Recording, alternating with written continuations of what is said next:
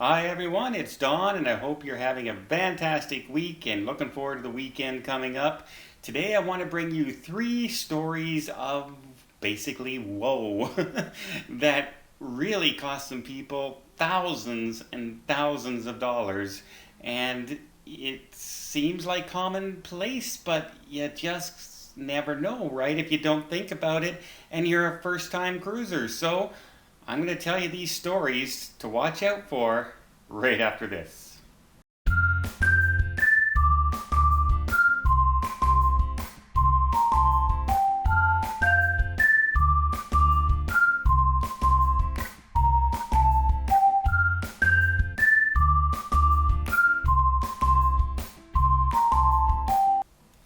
First off, I want to thank everybody out there who send me these stories and articles or personal stories. That's why sometimes I don't bring up people's names because they are personal stories from people who sent them to me. And uh, yeah, that's why a lot of times I'll just refer to them as somebody traveling. So again, just thank you everybody for doing that, and everyone just keep sending them because I love researching some of these stories. It's fantastic. The first one I want to talk to you about is something that seems like it just seems you don't necessarily think about it because picture this: you're a family, you're a husband and wife and two children, and you decide you want to go on that beautiful Alaskan cruise. It's one of those once in a lifetime trips you're about to take, and you decide you're going to go to Seattle, you're going to drive down to Seattle, and you're going to jump on a 10-day cruise to Alaska with you and your children. And you get there, and they say you're not allowed on board because you don't have passports for the children. That's right, you need to have passports for the children as well as yourself over a certain age. And a lot of people don't know that. They don't. They just think, well, they're my kids. As long as I have a passport, I should be able to get on, and that's not the case. And that just goes for basically traveling anywhere. So if you have children, make sure you find out at what age do you need to have passports to go to the destination you're going with. Also, if you're a grandparent or a friend and you're taking, say, your child and a friend's child on vacation together, you need to have some documentation for the other child who's not a member of your family saying that you have permission to take that child out of the country and on this cruise because they're technically not your child, even if you're a grandparent or a brother or a sister. So make sure you keep that in mind if they're under 18. You need all the travel documents for children, not just passports, but allowing you to take them if they're not a direct relation to you. Another story is something that I know for a fact, and it's one of these stories that you don't think about when you say, well, how did that happen? But it's quite easy to happen, and that's picture this: you jump on a cruise, say out of Galveston, and you're going on your 7 day cruise. You booked it, you park your car at the port, you're all set, and on the seventh day, you're in San Juan and the cruise is disembarking. You didn't realize that the cruise is a one-way cruise and doesn't bring you back to the port. If you've only ever been on Caribbean cruises or Bermuda cruises, you know that 100% of them basically leave Fort Lauderdale, Orlando, Miami, and they come back to those ports. Other cities don't necessarily come back to the same port. So you can end up in San Juan. If you go from Vancouver to Alaska, you're going to end up in Whittier.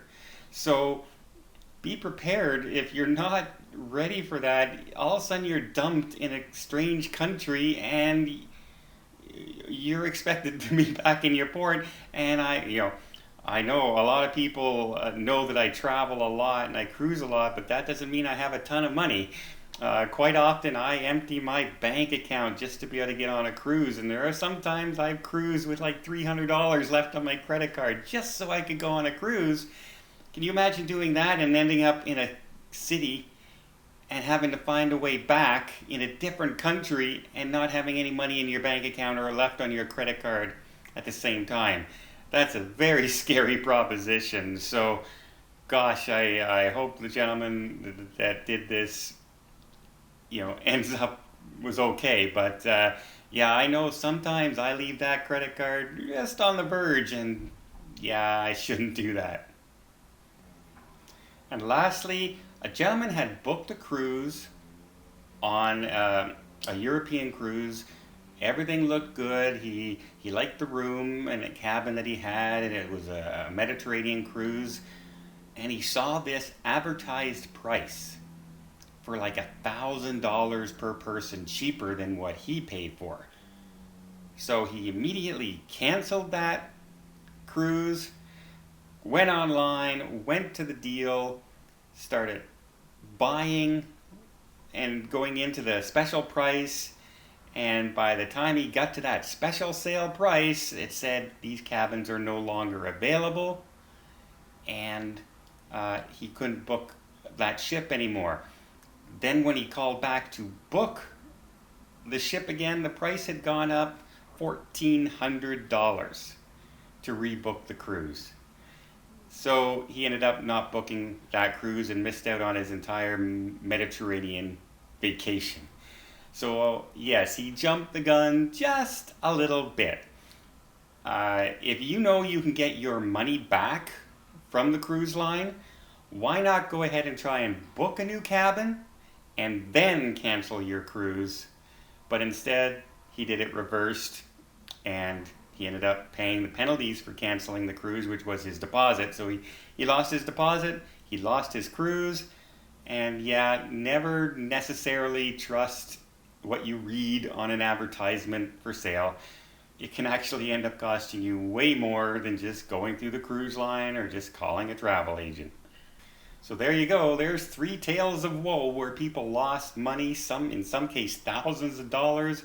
One person got stranded in a new country that he didn't realize was a one-way cruise. So just some things to keep an eye out. It sounds so simple, but if you've never done this before, it can be a surprise. So I just wanted to bring that up as a quick heads up.